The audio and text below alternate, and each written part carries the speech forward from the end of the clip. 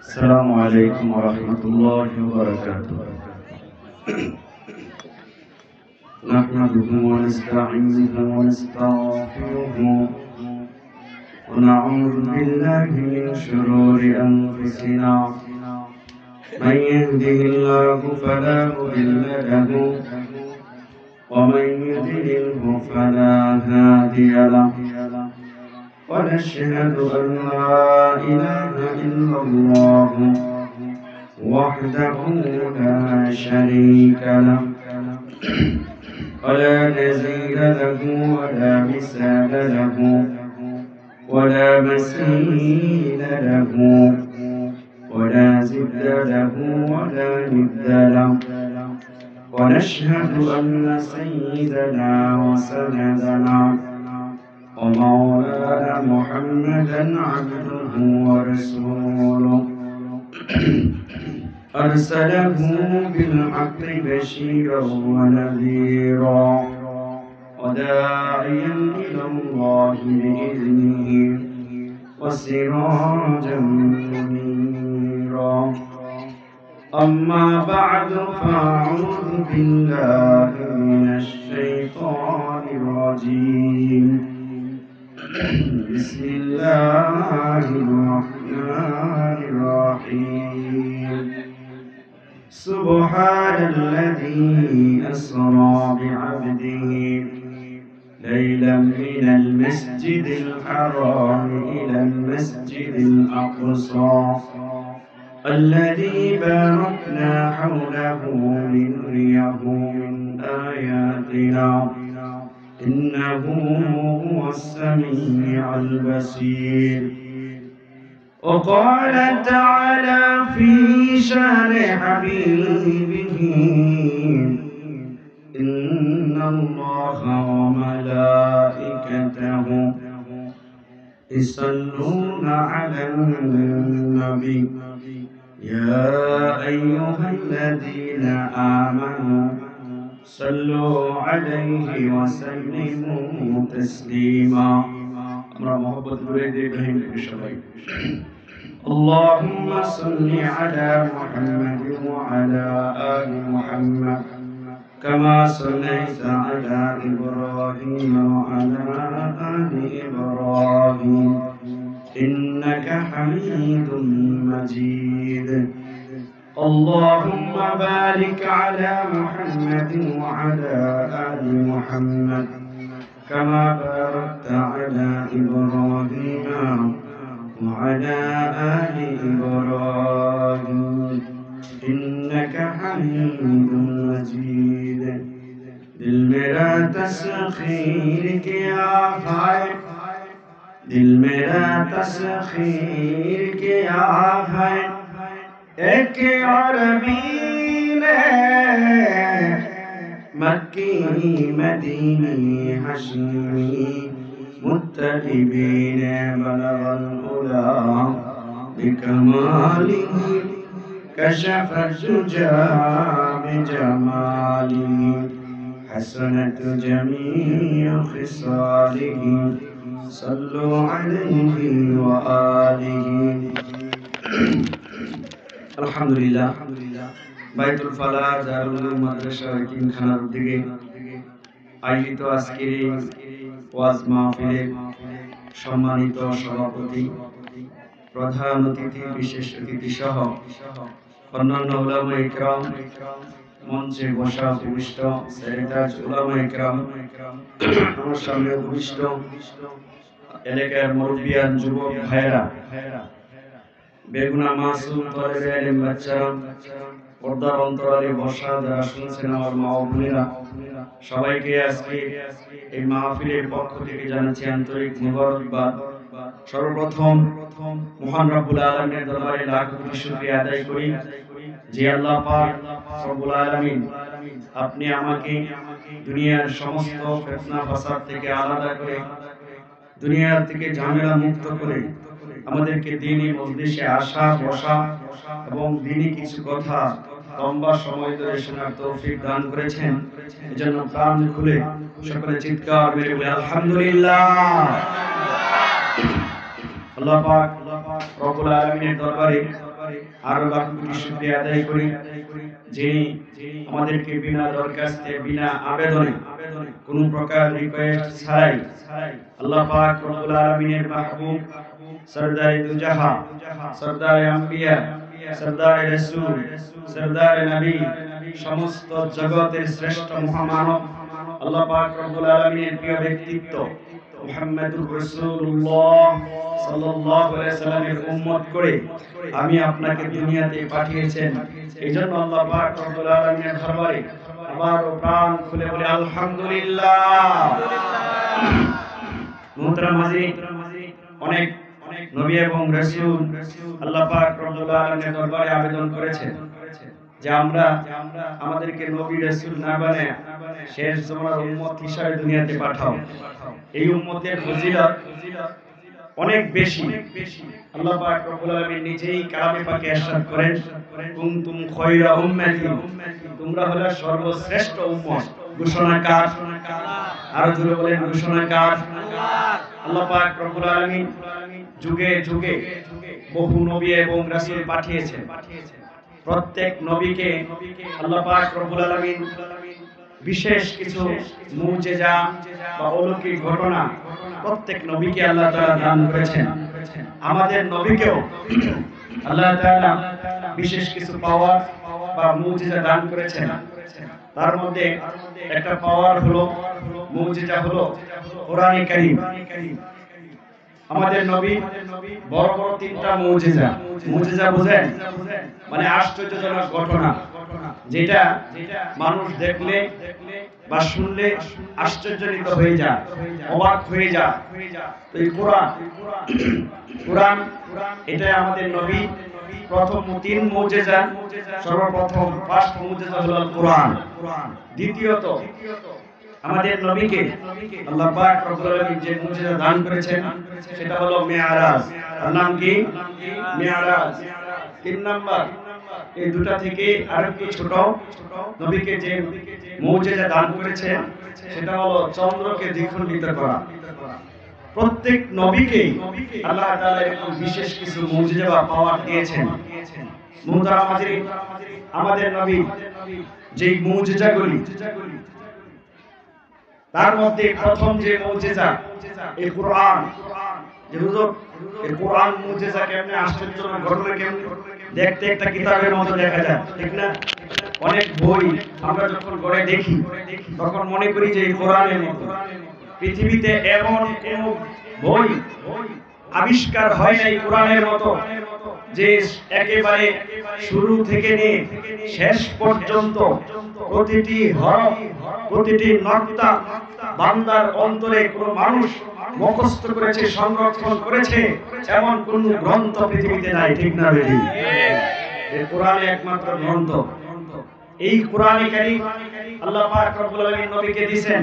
মুহতারাম হাজিরিন, অন্যান্য নবীদেরকে যে মুজিজা দিয়েছেন, মুসা নবীর কি মুজিজা ছিল, ঈসা নবীর ছিল, দাউদ নবীর ছিল।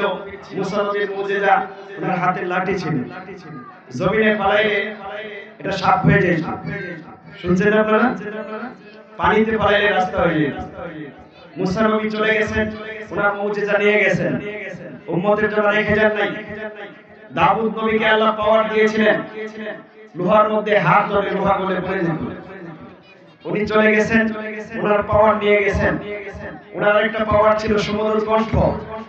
দাউদ নবী জাবুর তেলাওয়াত করতেন, যখন আকাশ থেকে পাখিগুলি নেমে আসতো তেলাওয়াত শোনার জন্য। শুধু তাই নয়, সমুদ্রের মাছগুলি নদীর কিনারে চলে আসতো। এই জন্য উনি শনিবারে তেলাওয়াত করতেন। শনিবারে তেলাওয়াত করতেন কারণ উনার জমানার কিছু উম্মত মাছ শিকার করত। মাছগুলো আসতো জাবুর তেলাওয়াত শোনার জন্য, আর উম্মতরা শিকার করত। নিষেধ করলেন নবী যে শনিবারে মাছ শিকার করা যাবে না, মাছ শিকার করা যাবে না। ওরা কি করত? আমাদের বাঙালি মার্কা মাথা আর কি, শনিবারে মাছ আটকে রাখত। শনিবারে মাছ ধরতো না, ধরতো যায় রবিবারে, কারণ শনিবারে ধরা নিষেধ। আটকে রাখতো শনিবারে, ধরতো যায় রবিবারে। দাউদ নবী আল্লাহর কাছে দোয়া করলেন যে দেখো আমার এই উম্মতদের এই মাছ ধরতে নিষেধ করি, তারপরে ওরা মাছ ধরে। আল্লাহ এদের উপর গজব নাযিল করলেন, এরা সবাই বানর হয়ে গেল। নাউজুবিল্লাহ বলেন। কি হলো? বানর হয়ে গেল। মুহতারাম হাজিরিন, এই বানরগুলি 2 থেকে 3 দিন পৃথিবীতে জীবিত ছিল। জীবিত থাকার পরে ওরা সবাই মারা গেছে।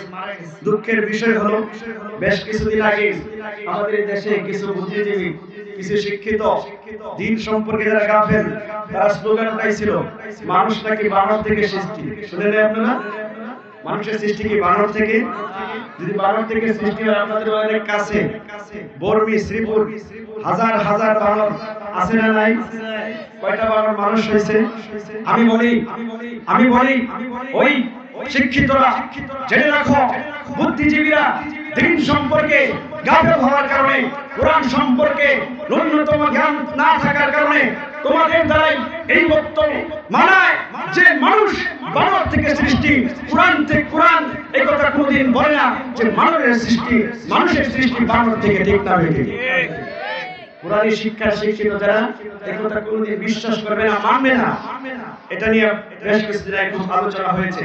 মুহতারাম হাজিরিন, এরকম ভাবে ঈসা নবীকে আল্লাহ তাআলা পাওয়ার দিয়েছিলেন। উনি আল্লাহর হুকুমে মৃত মানুষকে জীবিত করতেন। পাশে দাঁড়ায় শুধু বলতেন কুম বিইজনিল্লাহ, দাঁড়ায় যাও। মৃত মানুষ দাঁড়িয়ে যেত, কথা বলতো। সুবহানাল্লাহ বলেন।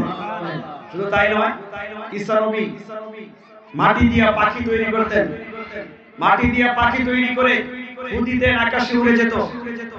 এটা মানে বিশেষ পাওয়ার, মুজিজা। মুহতারাম হাজিরিন, প্রত্যেক নবী যখন চলে গেছে বুঝে বলবেন, নবী যখন চলে গেছে তার পাওয়ার দুনিয়াতে রেখে গেছে না সাথে নিয়ে গেছে? বুঝতেছেন তো কথা? মুসা নবী নাই, ওনার লাঠির পাওয়ার নাই। মুসা নবী চলে গেছেন, লাঠি রেখে গেছেন, কিন্তু লাঠির কোনো পাওয়ার নাই। ঠিক না বেঠিক? দাউদ নবী চলে গেছেন, ওনার সমুদ্র তন্ত্র সাথে নিয়ে গেছেন। ঈসা নবী চলে গেছেন, মৃত মানুষকে জীবিত করার যে পাওয়ার উনি সাথে নিয়ে গেছেন। আমার নবীকে যেই পাওয়ার, যেই কোরআন দেওয়া হয়েছে, আমার নবী চলে গেছেন, কিন্তু কোরআন উম্মতের জন্য রেখে গেছেন। ঠিক না বেঠিক? কথা বলছেন তো? নবী চলে গেল, আমাদের নবীর পাওয়ার রয়ে গেছে। মুহতারাম হাজিরিন, কারণ হলো নবী যেমন কাফের মুশরিক বেদিনদের সাথে কোরআন নিয়ে চ্যালেঞ্জ করছে যে কোরআন যদি তোমাদের সন্দেহ হয়, এই কোরআনের মতো একটি সূরা, একটি আয়াত তোমরা বানায় নিয়ে আসো। কিন্তু কোন কাফের মুশরিক বেদিন কোরআনের সূরা কেন, একটা আয়াত কেন, একটা লাইন আবিষ্কার করতে তারা সক্ষম হয় নাই। সুবহানাল্লাহ বলেন। অবশেষে তারা নিজেরা বলতে বাধ্য হয়েছে যে এই কোরআন কোন মানব রচিত গ্রন্থ নয়।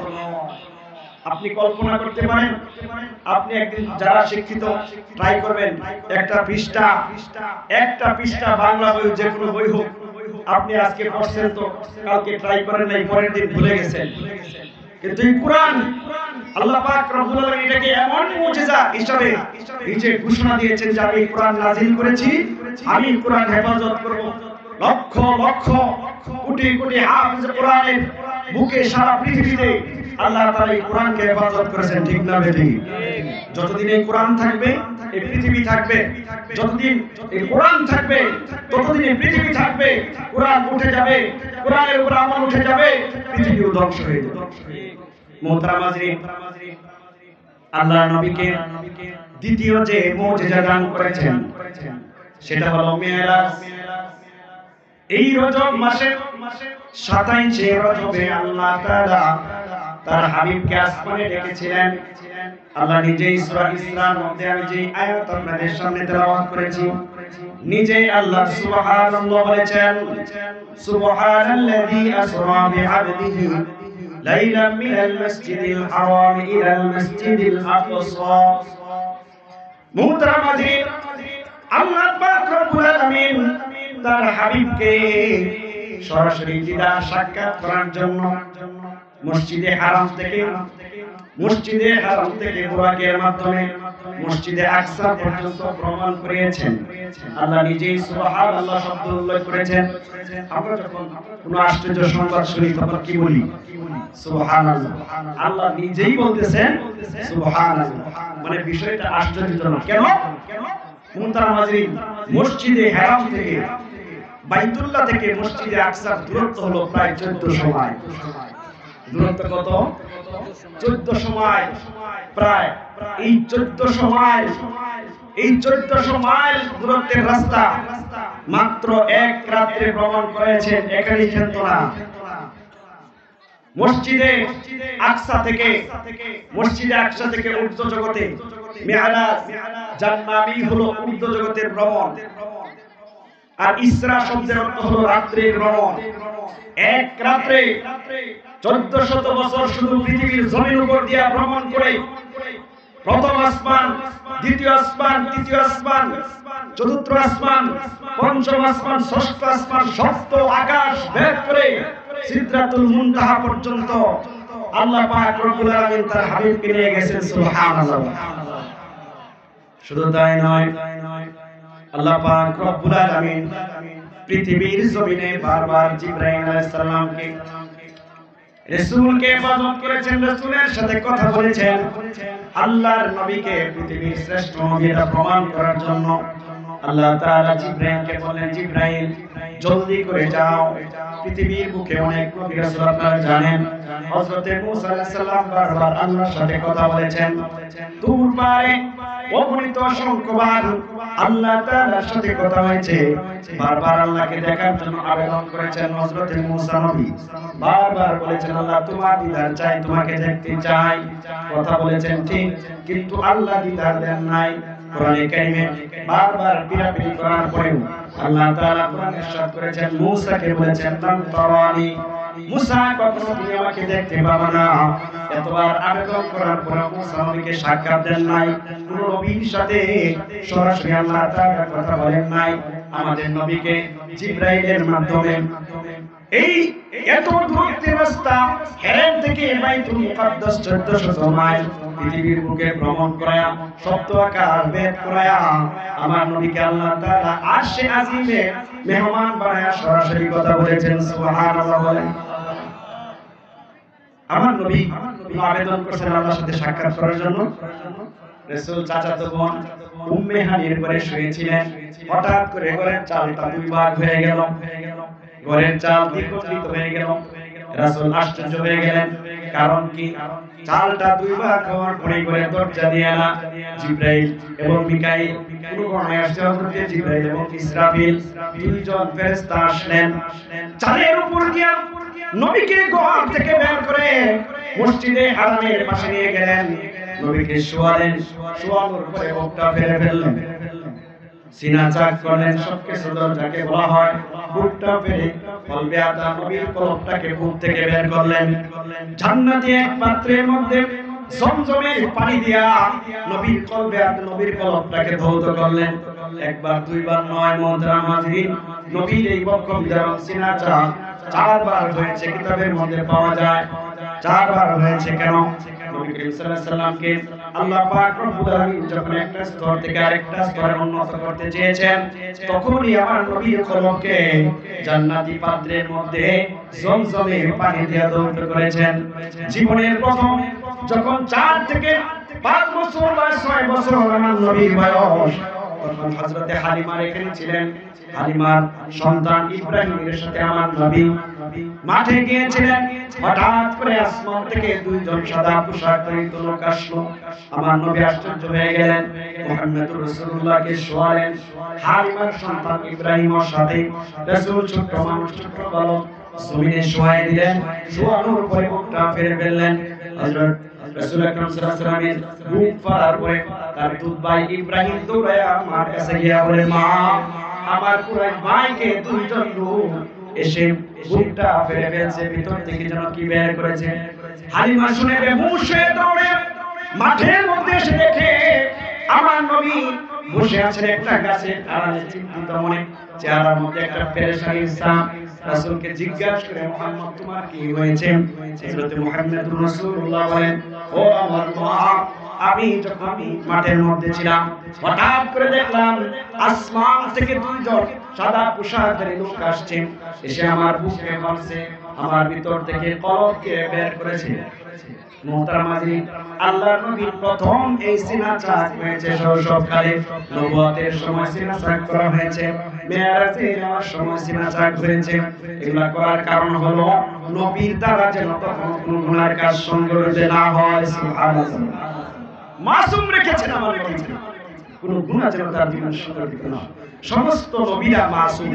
আহলে সুন্নাত ওয়াল জামাতের আকীদা এটা হলো যে সমস্ত নবীরা মাসুম, তাদের দ্বারা কোনো গুনাহ হবে কিনা সম্ভব। মুহতারাম হাজিরিন, আল্লাহর নবীকে মেরাজ দিয়া আল্লাহ পাক রব্বুল আলামিন প্রমাণ করেছেন, পৃথিবীর মানুষ শুনো, আমি যত নবী রাসূল পাঠিয়েছি তার মধ্যে মুহাম্মদুর রাসূলুল্লাহ হলো শ্রেষ্ঠ। উনি আমার হাবিব, তোমরা দেখতে চেয়েছো, আমাকে আমি দেখা দেই নাই। আমি আল্লাহ পাক রব্বুল আলামিন আমার হাবিবকে মেহমান বানায় তার সাথে কথা বলেছি। সুবহানাল্লাহ।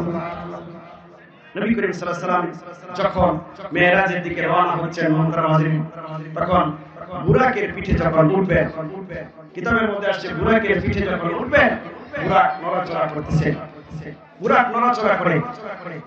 মুহতারাম হাজিরিন, আমরা এই যে সিনা চাকের কথা বললাম, পৃথিবীর ইতিহাসে, পৃথিবীর বর্তমান অবস্থাতে সবচেয়ে চিকিৎসার জগতে ওপেন হার্ট সার্জারি করা সবচেয়ে আধুনিক চিকিৎসা হলো এটা।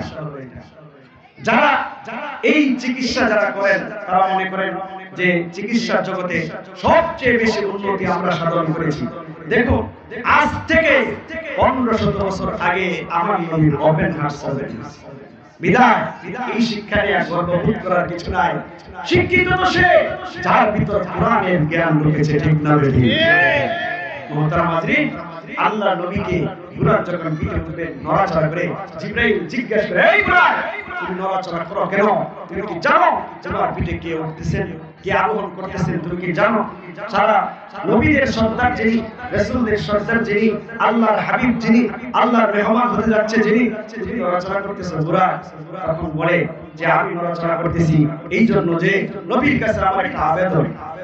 বুরাকের স্পিড, বুরাকের গতি অনেক বেশি ছিল। মুহতারাম হাজিরিন, আমার নবীর কাছে আবেদন হলো, আজকের এই দিনে দরখাস্ত হলো যে আমার নবী আমার পিঠে উঠে যে এত লম্বা সফর করবেন, এই বুরাকের বর্ণনা তাফসীরের কিতাবের মধ্যে আসে যে এটা বুরাক চেয়ে একটু ছোট আর গাধার চেয়ে একটু বড়। যে আমার নবীর সাথে আমি একটা ওয়াদা করতে চাই, সেটা হলো নবী করিম সাল্লাল্লাহু আলাইহি ওয়াসাল্লাম জান্নাতের বুকে তার উম্মতকে যখন হাউজে কাউসারের পানি পান করাবে, আমার পিঠে উঠে নবী যেন হাউজে কাউসারের পানি পান করায়, এই আবেদনটা আমি আমার নবীর কাছে রাখতে চাই। সুবহানাল্লাহ। নবী বললেন, যাও বুরাক, তোমার আবেদন মঞ্জুর। মুহতারাম হাজিরিন, দেখেন একজন একটা প্রাণী হয়ে নবীর সাথে কেমন তাল্লুক আর সম্পর্ক রাখতে চেয়েছে। দুঃখের বিষয় হলো আজকে আমরা দাবি করি যে আমরা মুহাম্মদের উম্মত, কিন্তু তার সাথে আমাদের ভালোবাসা নাই, ঠিক না বেঠিক? ভালোবাসা কার সাথে? পাশ্চাত্যবাদী অপসাংস্কৃতিক নেইমার আর মেসির পাগল হয়ে আমাদের দেশের যুবকেরা নেইমার আর মেসির পাগল হয়ে এবং পশ্চিমা কিছু ব্যক্তিদের মডেলে নিজেকে সাজায়া রাসূলের আদর্শ থেকে নিজেদেরকে দূরে সরায় দিয়েছে, ঠিক না বেঠিক? আপনার পরিষ্কারভাবে শুনে রাখুন রাসূলের হাদিস, আল মারউ মা মান আহাব্বা, যে যাকে ভালোবাসে তার হাসর তার সাথে হবে। তোমার ভালোবাসা যদি নেইমার আর মেসির সাথে হয়, আর নেইমার মেসি পরিষ্কার যাদের ব্যাপারে ঘোষণা হলো কাফের মুশরিকদের কখনো জান্নাতে যাওয়া হবে না।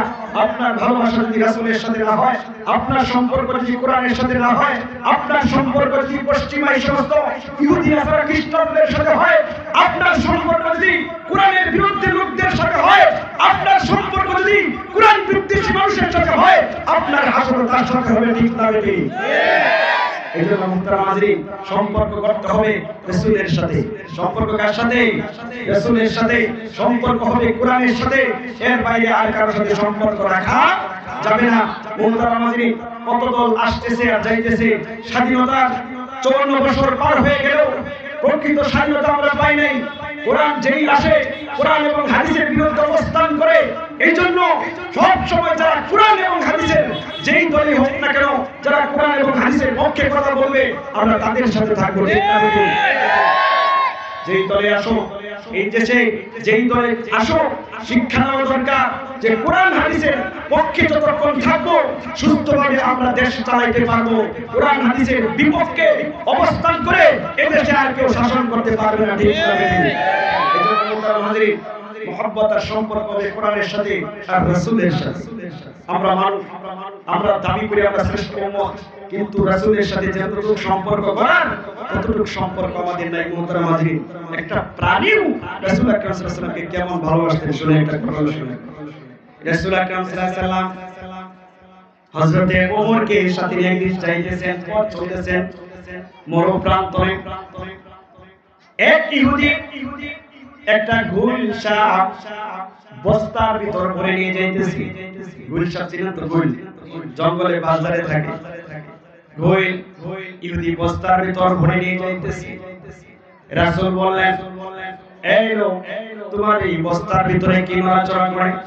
ঘুল কিন্তু খুব মারাত্মক প্রাণী। ছোটবেলা দেখে গেছে যে জঙ্গলে যখন আমরা দেখতাম 4-5 জনে আমরা বাচ্চারা পিড়া কিছু করে দেয়, আপনি যতই পিড়া সেখানে বলতে থাকে। ইহুদির বস্তার ভিতর এই ঘুল সাপ নড়াচড়া করতেছে। রাসূল বলেন, তোমার বস্তার মুখটা খোলো, দেখতে চাই তোমার বস্তার ভিতরে কি। ইহুদি বলে, আমি যদি এই বস্তার মুখ খুলি তাহলে এটা যে ঘুল, এটা দৌড় দিবে। দৌড় দিবে কি দৌড় দিবে না? এটার মুখ খুললে তো দৌড় দিবে। আমি আপনি কি মগা নাকি? রাসূলকে বলতেছেন, চিনে না? আমি যদি এটা ছাড়ি তাহলে তো সাথে সাথে দৌড় দিবে। রাসূল বারবার ফিরাফিরি করতেছে, খুলতেছে। এক পর্যায়ে হযরত ওমর মুহতারাম সাথে ছিল। ওমর, এই ওমর ইহুদির দিকে রাসূল বলতেছে আপনি খুলতেছিস না, ওমর চোখটা গরম করে ইহুদির দিকে তাকাইছে। যে রাসূল বলতেছে তুই খুলতেছিস। ওমরের চোখ গরম দেখে মুহতারাম হাজিরিন হৃদয়ের মধ্যে আসে ইহুদি লঙ্গির মধ্যে বস্ত্র করে ভয়। ওমর চোখের পাওয়ার এমন ছিল, যিনি অর্ধজাহানের বাদশা ছিলেন। মুহতারাম হাজিরিন, ওনার দেশের আয়তন ছিল 22,51,000 বর্গ মাইল। কত? 22,51,000 বর্গ মাইল। আমাদের এই দেশের আয়তন হলো 56,000 বর্গ মাইল। 56,000 বর্গ মাইল দেশের আয়তনের একজন প্রেসিডেন্ট হইয়া ক্ষমতার কি অবস্থা! আর থানা লেভেল, ইউনিয়ন লেভেল, ওয়ার্ড লেভেলের নেতাদের গরমেও থাকা যায় না। ঠিক না বেঠি? আর দেশের আয়তন যার 22,51,000 বর্গ মাইল, তিনি হযরতে ওমর, তার কোনো রাজপ্রাসাদ ছিল না, সিংহাসন ছিল না। বিচার করতে যায় আপন নাপন সেদিকে তাকান নাই। আমাদের দেশের বিভিন্ন জায়গায়, বিভিন্ন এলাকা, আপনাদের এলাকার বিচারকরা হয়তো ভালো, দেখা যায় যে ঘুষ খেয়া বিচার যদি দেখা যায় নিজের লোক, তাহলে বিচার আর বিচার হয় না। ঠিক না বেঠি? হযরত ওমর নিজে এত পাওয়ারফুল ছিলেন। মুহতারাম হাজিরিন, প্রেসিডেন্ট হওয়ার পরে প্রেসিডেন্ট হওয়ার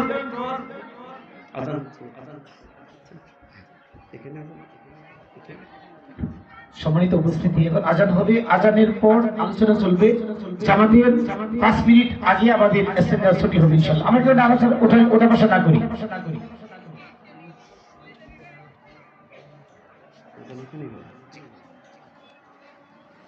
আমরা আজানের জবাব দিয়ে কথা না বলি। মুহতারাম হাজিরিন, একটু বসি, নামাজের জন্য বিরতি দেওয়া হবে। আল্লাহু আকবার, আল্লাহু আকবার, আল্লাহু আকবার, আল্লাহু আকবার। আশহাদু আন লা ইলাহা ইল্লাল্লাহ, আশহাদু আন লা ইলাহা ইল্লাল্লাহ, আশহাদু আন্না মুহাম্মাদার রাসূলুল্লাহ, আশহাদু আন্না মুহাম্মাদার রাসূলুল্লাহ।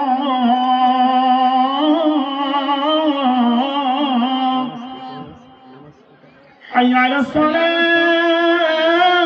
ছিলেন ওনার শাসনামলে যখন আমরা জানি যে মদ হারাম ছিল, উনার নিজের সন্তান হযরত ওমর উনার নিজের সন্তান মদ পান করেছিল, যার দরুন মসজিদে নববীতে হযরত ওমর ঘোষণা দিলেন যে নামাজের পরে এক অপরাধীকে শাস্তি দেওয়া হবে, মুসল্লিয়ানে কেরাম আপনারা উপস্থিত থাকবেন। হযরত ওমর ঘোষণা দিলেন যে নামাজের পরে কার যেন শাস্তি প্রয়োগ করা হবে। নামাজ শেষ হলো, মসজিদের বারান্দার মধ্যে হযরত ওমর জল্লাদকে ডাকলেন, তার ছেলেকে উপস্থিত করে বললেন বেত মারতে থাকো। 80টা বেত তার ছেলের গায়ে মারার জন্য হুকুম করলেন। মুহতারাম হাজিরিন, চিন্তা করার বিষয়, একটা প্রেসিডেন্টের ছেলে তার গায়ে বেত মারতেছেন, তো জল্লাদ আস্তে আস্তে বেত মারে। হযরত ওমর জল্লাদের হাত থেকে বেত টান দিয়ে নিয়ে বলতেছে, চাবুক টান দিয়ে নিয়ে বলতেছে, তুমি বেত আস্তে মারতেছো কেন? হযরত ওমর বেত মারা শুরু করলেন, একটা দুইটা নয়, 56টা বেত মারার পরে তার সন্তান দুনিয়া থেকে বিদায় নিয়েছে। 56টা বেত মেরে ক্ষান্ত হন নাই, কবরস্থ করার পরেও বাকি 80টা বেত কবরের মধ্যে পূর্ণ করেছেন। মুহতারাম হাজিরিন, দেখেন শাসন ব্যবস্থা কেমন ছিল। আজকে আমাদের দেশে যদি সঠিক বিচার হইতো, দুর্নীতিবাজদের যদি সঠিক বিচার হইতো, চোরদের যদি সঠিক বিচার হইতো, তাহলে এই দেশের এত দুরবস্থা হইতো না, ঠিক না বেটি? মুহতারাম হাজিরিন, বলতেছিলাম হযরত ওমর ওই লোকের দিকে তাকায় রাসূল আকরাম সাল্লাল্লাহু আলাইহি ওয়াসাল্লাম ইহুদিকে বলতেছে যে তোমার এই অবস্থা কেন? বলতেছে এই লোকটাকে চোখ সরাইতে বলেন। ওমরের চোখটাকে সরাইতে বলতেছে। হযরত ওমর চোখ সরালেন, ইহুদি অবস্থা থেকে গুইসাপটাকে বের করে জমিনের মধ্যে রাখলেন। মুহতারাম হাজিরিন, গুইসাপটাকে জমিনে রাখার সঙ্গে সঙ্গে গুইসাপটা একবার রাসূলের চেহারার দিকে তাকায়, আরেকবার রাসূলের পায়ের দিকে তাকায়, বারবার রাসূলকে এসে দেখতে থাকে। চোখ দিয়ে পানি বের হয়ে আসছে গুইসাপের। রাসূল জিজ্ঞাসা করে, গুইসাপ তুমি কাঁদো কেন? কাঁদার কারণ জিজ্ঞাসা করলেন। গুইসাপ কথা বলতে পারে না, হঠাৎ করে গুইসাপের জবান খুলে যায়। এবার রাসূলকে গুইসাপ সালাম দেয়, আসসালামু আলাইকা ইয়া রাসূলুল্লাহ। গুইসাপকে রাসূল সালাম দিলেন। দেওয়ার পরে রাসূল আকরাম সাল্লাল্লাহু আলাইহি ওয়াসাল্লাম জিজ্ঞাসা করলেন, তুমি কাঁদলে কেন? কাঁদার কারণটা কি? এবার গুইসাপ জবাব দেয়, রাসূল আমি যখন বস্তার ভিতরে ছিলাম, বস্তার ভিতর থেকেই আপনার আওয়াজ শুনে বুঝতে পেরেছিলাম আপনি রাহমাতাল লিল আলামিন মুহাম্মাদুর রাসূলুল্লাহ সাল্লাল্লাহু আলাইহি ওয়াসাল্লাম। বস্তা থেকে যখন বের হলাম তখন মন চাইছিল বারবার আজকে যদি আমার জবান থাকতো আমার রাসূলকে একটা সালাম দিতে পারতাম, কিন্তু আমার জবান নাই, এইজন্য কান্না করতেছিলাম। হঠাৎ করে আমার জবান খুলে যায়, এইজন্য আমি আপনাকে সালামটা দিতে পেরেছি। আমার জীবনের সমস্ত আশা পূর্ণ হয়ে গেছে। মুহতারাম হাজিরিন, একটা বনের পশু, একটা পাখি রাসূলের সাথে সম্পর্ক করতে পেরেছে। আমরা মানুষ হইয়া, আজ শ্রেষ্ঠ উম্মত হইয়া, রাসূলের উম্মত হওয়ার পরেও রাসূলের সাথে আমরা সম্পর্ক করতে পারি নাই। দুঃখের বিষয় হলো পশ্চিমা সংস্কৃতি আমাদেরকে ভর করে বসেছে। আজকে ছোট ছোট বাচ্চাদেরকে আমরা পশ্চিমা সংস্কৃতি শিক্ষা দিচ্ছি। বাচ্চা জন্ম নেওয়ার পরে যে সুন্নত রাসূলের আদর্শ 7 দিনের দিনে তার নাম রাখা, আকিকা করা, এটার পরিবর্তে আমরা প্রতিটা বছর পশ্চিমাদের সংস্কৃতি গ্রহণ করে হ্যাপি বার্থডে টু ইউ শিক্ষা দিচ্ছি, ঠিক না বেঠিক? এটা আমাদের মুসলমানের সংস্কৃতি না। মুসলমানের সংস্কৃতি হলো তার বাচ্চা হওয়ার পরে তার সুন্দর নাম রাখো, তার আকিকা করো। তাই মুহতারাম হাজিরিন, আজকের এই মাহফিলের মাধ্যমে আমি আপনাদেরকে অনুরোধ করব যে আমাদের যে সম্পর্কটা কোরআনের সাথে হয়। কার সাথে? কোরআনের সাথে আর রাসূলের সাথে। এই দুইজনের সাথে যদি আমরা সম্পর্ক করতে পারি, কোরআন আর রাসূলের সাথে যদি আমাদের সম্পর্ক হয়ে যায়, তাহলে দুনিয়াতেও আমাদের সফলতা, পরকালেও আমাদের কি সফলতা। মুহতারাম হাজিরিন, কোরআনের সাথে আমরা সম্পর্ক করব কিভাবে? এই যে দিনী প্রতিষ্ঠানগুলি, আপনি কল্পনা করতে পারবেন না একটা হাফেজে কোরআন হওয়ার জন্য তার কতটুকু কষ্ট করতে হয়। আপনি যখন রাতে 2টা 3টা বাজে শীতের রাতেও গভীর ঘুমে মগ্ন থাকেন, এই বাচ্চাগুলি শেষ রাতে কোরআন বুকে নিয়ে উঠে যায়, রাত্রি বেলায় কোরআন বুকে নিয়ে উঠে যায়। আপনি কি কল্পনা করতে পারেন এই শেষ রাতে ঠান্ডা পানি দিয়ে ওযু করে অনেক বাচ্চারা কোরআন পড়ার আগেই তাহাজ্জুদ 2 রাকাত নামাজ পড়ে তারপরে সবক পড়তে বসে। আপনি যখন ঘুমান তখন এই ছোট ছোট মাসুম বাচ্চাগুলি তার সম্পর্ক হয়ে যায় মাওলার সাথে। সুবহানাল্লাহ, এত সহজেই কোরআন মুখস্থ করা যায় না, একদিন 2 দিন এটা হয় না। যারকে আল্লাহ পাক রব্বুল আলামিন নির্বাচন করেন, যাকে চয়ন করেন, যেই বাবা মার কপাল ভালো, যাদের নসিব ভালো, তাদের সন্তানেরাই কোরআনে কারীমের হাফেজ হতে পারে। কারণ হাসরের ময়দান যখন কায়েম হবে, কিছু লোকের মাথায় মুহতারামাজিন সর্বশেষ কথা বলে শেষ করছি।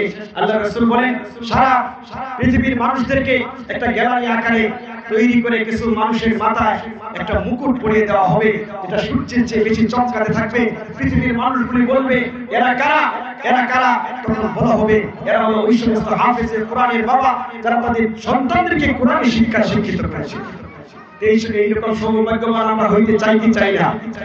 যদি চাই, তাহলে আমাদের সন্তানদেরকে কোরআনের শিক্ষা শিক্ষিত করতে হবে। মুহতারাম হাজিরিন, আমি আপনাদের সকলের কাছে যে কথাগুলি বললাম, এর উপর আমাকে এবং আপনাদের সবাইকে আমল করার তৌফিক দান করেন। সকলে বলি আমিন।